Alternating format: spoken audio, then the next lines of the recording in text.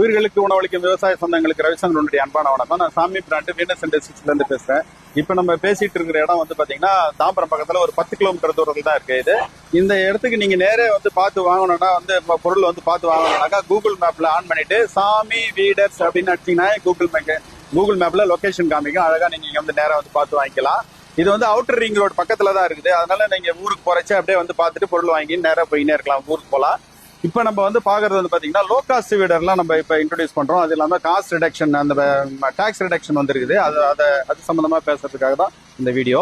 இதுல வந்து பாத்தீங்கன்னா SC55 7 HP engine 4 stroke engine போட்ட வீடர் வந்து பாத்தீங்கன்னா இது வந்து 20,000 கொடுக்குறோம். இது வந்து பாத்தீங்கன்னா கடைசியில இருக்கிறது வந்து பாத்தீங்கன்னா அதுவும் 7 HP 4 ஸ்ட்ரோக் வீடரு.